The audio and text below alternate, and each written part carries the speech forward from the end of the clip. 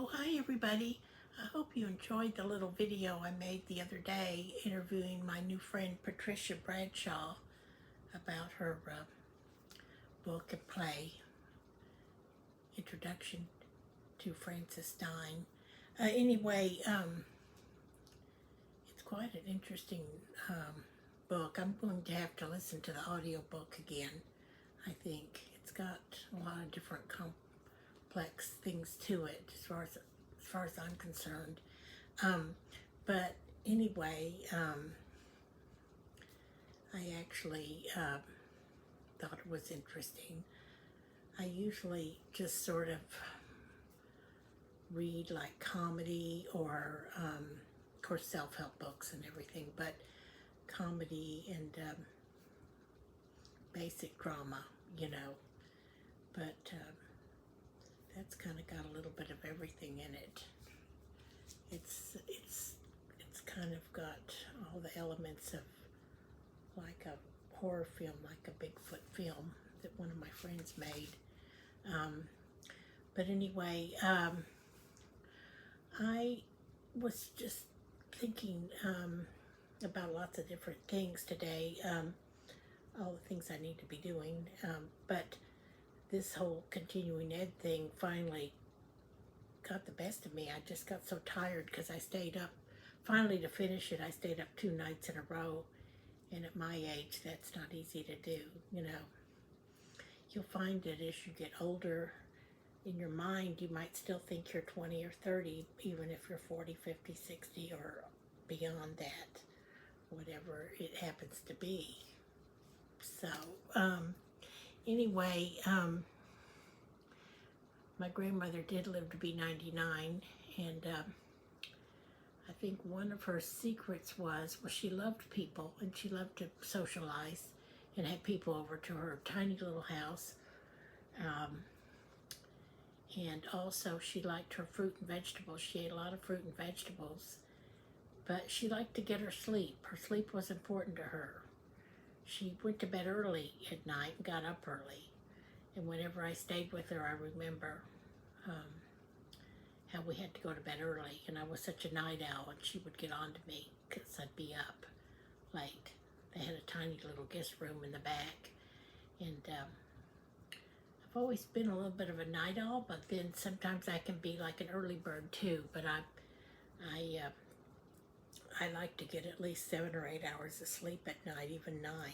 I've been like that all my life. I mean, but I have been able to survive on 4, 5, 6, 7, 8, 7 hours, whatever, of sleep before. I remember when I had my really great audition, I had a lot of sleep like the week before, but then all of a sudden, spur of the moment, got that audition one time when I lived up in Dallas and flew back out to LA for it, to Saving Mr. Banks, and I felt like I would have done a better job if I'd had more sleep and also maybe gotten an espresso coffee.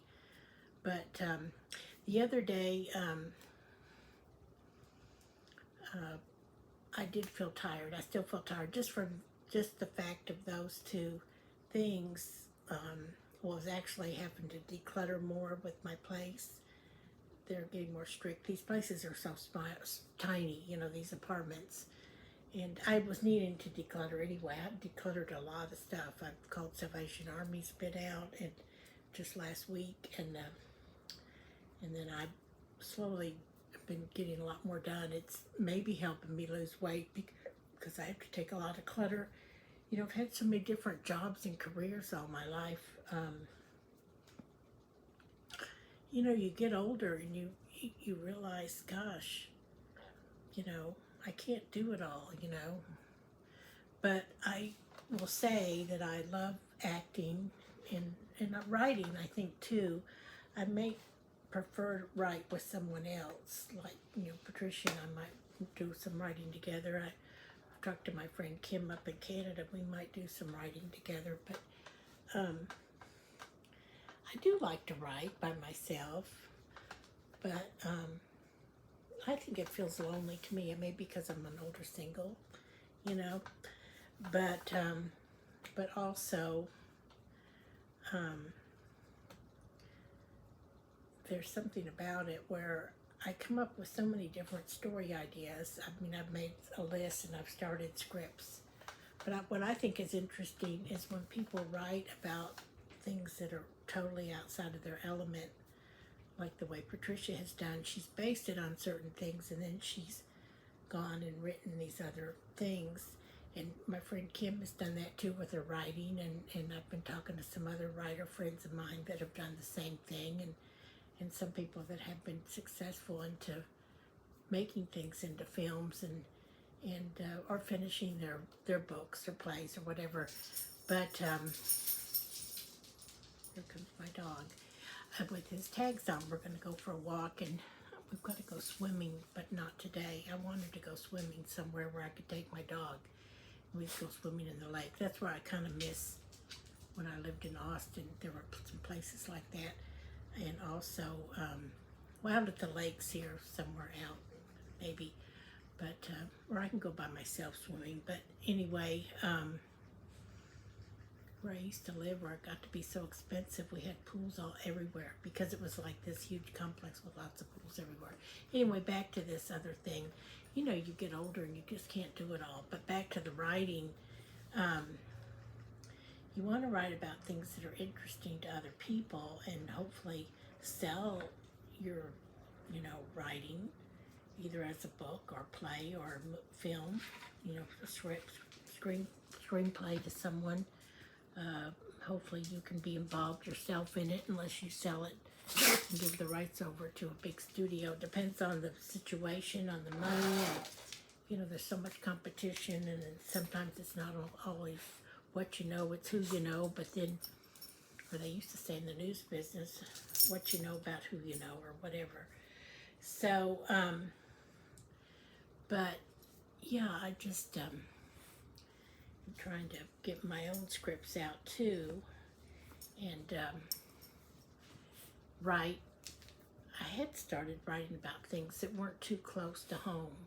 Like when I say close to what things that I've gone through. Although if you do that, you can change all the characters up.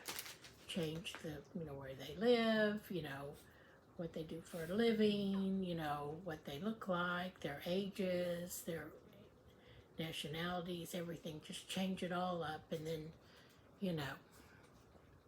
But, you know, that's characters. And I was thinking too, as an actor, and a friend of mine and I were talking about this, you know, when you're an actor, it's really always just really about the story, you know. And, you know, people go into these auditions and just do, you know, like, it's almost like rote memory work, but then they're still trying to do all these different techniques, or, you know, and then you're real in the character and the story. But, you know, unless you've really written that story, or if that's a story that's happened to you, or if you can relate to it, sometimes that happens in an audition. You'll run across a script where you could totally relate to that character. But a lot of times it's not anything that you can relate to personally, but maybe you know someone that's been through a similar situation, which if you're older like me, I usually can find some kind of a connection there. But I was just thinking, you know, if I create my own characters, not just as a writer, but also that can help me as an actor, because, you know, I'm creating characters that I want to portray, and maybe I can give more depth to different characters. Because I've seen several, in the past I've seen casting directors talk about how, you know, people will come in and do the same thing in their casting sessions. And I just saw a clip from Brad Pitt, of all people, you know, talking about that too. I mean, everybody talks about it at one point, but it is true though. I say that, you know, those imposters really kind of did a number on me, and some other people I know, really. You know, we've been through that. We can go into more detail on it too sometime, if I get some other people that have been through it to talk about it too. But anyway, yeah, so, but that's very true though. If if you go into your audition, or now it's mostly self-taping like this. See, and I'm just doing like a reverse selfie video right now, but when I do the regular audition, well, I can do some like that. It depends on the character, because you're looking at a different person talking, and you're like, and like on a regular, you know, acting audition, you don't want to look right into the camera anyway. But when you're doing your commercial audition or voiceover, well, voiceover doesn't matter because it's just your voice, but your you know, commercial auditions or infomercial or something like that, you can look right into the camera, or if you're doing a documentary or something. But most of the time when you're doing your acting, you're looking at different places. But yeah, you need to maybe do something more original, bring a lot more life to the character, bring some background story, you know, what they did before, what they're planning to do next. It's all up in your mind. But not only that, I've tried different auditions different ways. I've tried to just do like what I think they might want me to do, and then, you know, maybe me and about 100 other people did the same thing, and they were just like falling asleep, like, you know, what they talk about in those videos. Or perhaps I have actually tried to really go off the rail a bit, and kind of really go a little bit off the charts and do something like really different or something. But of course, I didn't always do that right away in the audition. I kind of waited, and, you know, and sometimes they say they get so inundated with auditions, or, you know, they do a breakdown and call out for people to audition through several agents, and for the agents to submit, you know, headshot resumes, videos from all the different actors, and then the actors can self-submit their own videos too. So if they get so inundated with all these roles, and so all these, you know, auditions, that sometimes they just look at like the first maybe 5 seconds, 10 seconds, and they think, does that person look like what I think? Or, you know, it's like they're instantly wanting to see if you just have to instantly grab that character, or sometimes you might be the best one as far as the acting technique or whatever, but then they've already decided for sure they're casting the one person that's going to play your daughter or whoever, your sibling, or, and you just don't look at all like them, you know, unless you're going to be like a step you know, mom to somebody or something like that. But anyway, there's a lot to all that. But I was just thinking about how much work writing is too, and that's why I've sidestepped it some. But, and also because of having to have other jobs and businesses. I mean, it takes a lot of, you know, really, people that don't understand that business, they sort of stereotype it, you know, and they don't understand. Even the media does that. Of course, they do that about everything. And I've been in the media before, but it was the smaller newspaper market usually. But you know, there's a lot that goes into all that. And like we've talked about before, most actors have another job or business, and even the big timers have to start developing other streams of income because their overhead becomes so big with, you know, if they have start, you know, anybody can maybe start a production company and say, well, I'm going to get more involved in film, and, you know, I've thought about it. I've been, you know, kind of working on that. But, you know, there's no overhead in it unless you actually have to get a big studio or anything like that. So, but yeah, sometimes on these auditions I have maybe gone overboard and been too extreme, or, you know, whatever. It's like, you know, it just depends on who's casting, you know, the casting director. A lot of casting directors are former actors that got tired of the whole rejection thing, and they're honest about it. They've talked about that They want to make a regular pay and have a regular income working in a field they enjoy, and that's understandable. I've looked into being a casting director too. It's very crowded and flooded with people too. Anytime you find interesting jobs, there's so many people wanting to do them. It was like that when I first got my journalism degree, and yet I managed to find all these small little newspapers to work for, and some people right out of journalism school, of course they might graduate from a big top school. Maybe I should have stayed at University of Missouri longer. I went there for just 1 year and then came back. I fell in the ice, but I didn't even get hurt, but I don't think, but maybe like years later I felt something. I don't know, but it was just sort of crazy to be so far up there, but and you can't even start your journalism program until you're a junior there, so that was kind of bizarre. So I was planning maybe to go back up there, but then it just didn't work out right. So I went to school at North Texas, University of North Texas. I was initially accepted at University of Texas at Austin, which sometimes I wish I'd gone there initially, because I've lived in Austin a couple times. I've always enjoyed that, and I'm only an hour and a half drive from Austin right now, and I wish I would go down there more.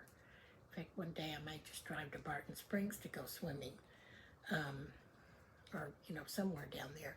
Anyway, there's a lot of places to go swimming between here and there, besides just swimming pools, So, but yeah, it's a different kind of field. I mean, the whole thing about acting and you just have to kind of like hit it right. But if you could find people to work with and put your own films together, that's really great. Of course, the problem is it may or may not make any money. It's depends. It's a lot more work than people realize, and there's so many people that are so qualified as far as cinematography and everything. I was thinking about that Wednesday. I was joking, with Patricia. She knew we were just going to meet at Starbucks, and I didn't want to get the big tripod out. Because well, we were going to, and then I don't know, my dog was jumping. I didn't know if he would knock it over. He's really good though. He doesn't do that. He's very good. In fact, he's right here right now. But it was mainly just that they might not let us take that in there, and then it might draw too much attention. But also, it was windy, out there, and then the sun was so bright. So then you saw us, we went indoors. And then I have a little, maybe I'll get it out next time.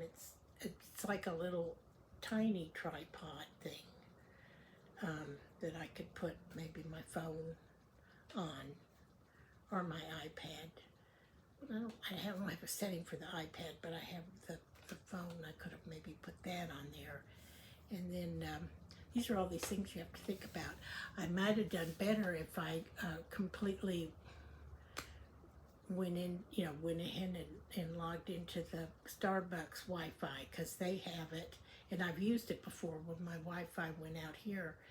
So instead of just using my Boost Mobile, maybe I would have been better, because every time I got a phone call, it would, come through. So maybe I would have been better to do that.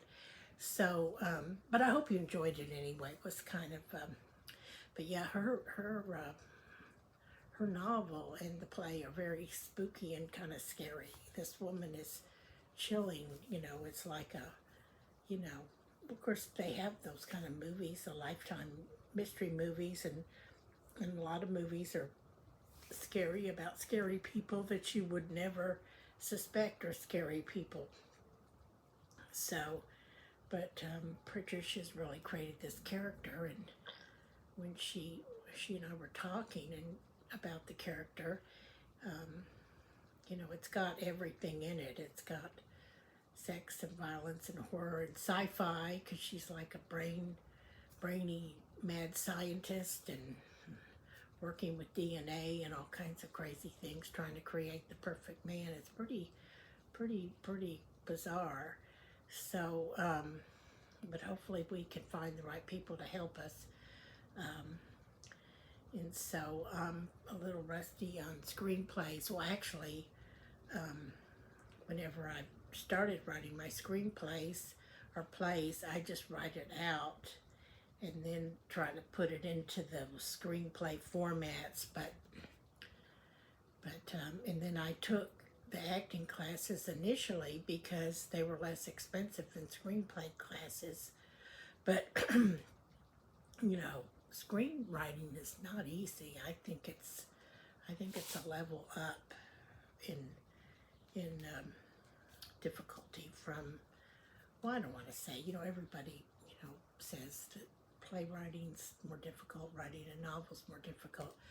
News writing is difficult because you're on a deadline, but once again, if somebody says you have to have that done by a certain time, I just, it's a little easier to get it done. It may not be the best of the best, but it's completed, Just like when I had to do that continuing ad, or I had to get all this stuff ready for when the last time the pest control came, and then for the next time they come, and just a lot of things, apartment life, you have to do. Maybe someday I can buy a little house. I've thought about buying like a little houseboat or something, And I haven't given up on the idea of meeting the right person, like Mr. Right, I've just met a series of Mr. Wrongs all my life. That doesn't mean that they were totally wrong. They just weren't right for me, and I wasn't right for them. And when you go through this childhood trauma, which I've learned so much from Angela Shelton and all these other people that I've studied with on all these subjects, it does affect you. But once you kind of move out of it, which I have, and I'm no spring chicken now. I'm a much older lady now. So once you work through all that stuff and come out on the other side, you just realize there's a different way to live. You don't have to live in flight or fright mode, or all this like crisis management, like kind of like all on nerves all the time. That's just not necessary. And you can be happy within yourself too. I've certainly got enough to do between everything that I have to do and all the goals and things that I want to accomplish. I have a lot to do. So, and that keeps your mind off a lot of that kind of stuff too. But yeah, in developing the characters, it does help to maybe write some characters and maybe just develop characters that you would like to play, and then maybe I can manifest that with some other people and to developing those characters into some of the scripts. I've got, originally I thought, well, I could easily play a lot of different things that I've been in real life, like, like I have a tendency to be sometimes like the older spinster type, but then I've also been many times in life, especially when younger, I was like the party girl, Miss Social, let's go to happy hour and dating different men and having lots of fun and not worrying if it's the right guy or not, and then getting heartbroken when you think it is the right guy and all that stuff, but the party must go on, the show must go on, whatever, just keep going, and being very social and sociable, and going to parties, pool parties, and I've spent a lot of my life doing that on and off, just having fun and not worrying about all the things, going to parties where maybe I might be the oldest one. I've always looked kind of young for my age, and I can act young for my age, and often feel young for my age, but sometimes when you're older, you can look young for your age or act young for your age, but you don't always feel young for your age, or you might even feel kind of like young for your age, but inside you still know you're older and you don't really feel, I mean, you know. So you can't use your acting techniques for everything. I mean, you know, you can, but you know. So anyway, so I guess that's about it. I just thought I'd share that with you. Yeah, when I did that interview with Patricia, I was a little bit tired, but I felt like, and I apologize to her because once I got her talking about her book, I think it worked out okay. But I felt like we were constantly having to move my phone around and everything, and we were constantly having to, and I had it on live, which that's another thing, it won't let you, for some reason it was going sideways instead of, it wouldn't let me, making me go vertical instead of on the phone, and then I was trying it with the iPad, blah, blah, blah. So, and my phone just has the signal, and I was on the boost the whole time instead of going into the Starbucks signal, Wi-Fi signal, which I think might have worked out better. But also, yeah, we were trying to do all these different things and move everything around, and I just hope it didn't make anybody dizzy to see that. I did the same thing when I went over to that backyard bar. It's like a little outdoor venue where they have music, and I did I guess the week of St. Patrick's Day, I went over there, and at one point it made me go sideways with it, and I didn't have it on live.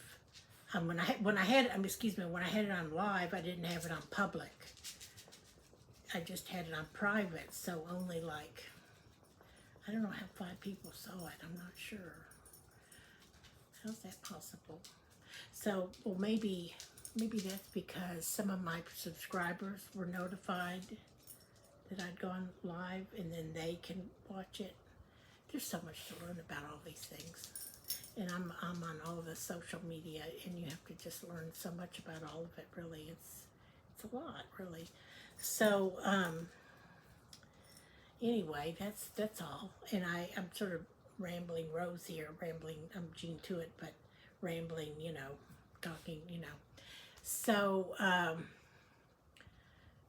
but anyway, I've gotten a lot done the last couple weeks, and I think a lot of us really have, for some of us, it's been like a progressive thing to get out of the pandemic mode, even years later. I mean, you know, I was so on point, like the last time I had moved out to LA, and I had all kinds of stuff lined up, and blah, blah, blah, blah, blah, blah, blah. And then that pandemic just took the wind out of all my sails, and literally my sails, as in sailboat sail, you know, navigating sails, not necessarily sails, but that would have been, in a way it did too, though. So, and then had to, you know, went back to Dallas, and then the rent went way up there, and then came back here, and then, you know, I thought about moving back down to Austin eventually, so I have to juggle my other work and different things with it, but, or stay here and you know, can go back and forth between Dallas and Austin, but I might want to live a little closer to Austin. They just do more, you know, with the film community, and there's more like creative work there, and there's more different things to go to. Because when I met Patricia at the Texas Motion Picture Association on the Zoom meeting, and then they even suggested people like her and me, and a lot of us should go. They have a lot of free meetings there for writers and actors, and, you know, a lot, you know, just like in LA, but might be a little more friendly. I don't know. I mean, you know, because it's not quite as crazy. I mean, parking can be crazy in LA too, but I mean in Austin too, but or even it's getting kind of crazy in Waco, and Dallas is really crazy with the traffic and the parking now, but still, it's still not quite as bad as LA got to be, but it might be like a networking it's more of a networking environment, because I've lived in Austin, you know, a couple times, and they have Linkletter has that one theater there, and there's a lot to do, and I was able to volunteer there and some other places downtown when Ethan Hawke was there, and then I got to see Robert Rodriguez speak at the Linkletter Theater out there, and in Austin. And during the South by Southwest, at one point I volunteered. That was before I had moved back out to LA. I mean, maybe hindsight's 2020. Maybe I should have stayed there. I mean, you can't live your whole life going, I should have done this, I should have, because everything you do is an experience. You know, every person you meet, there's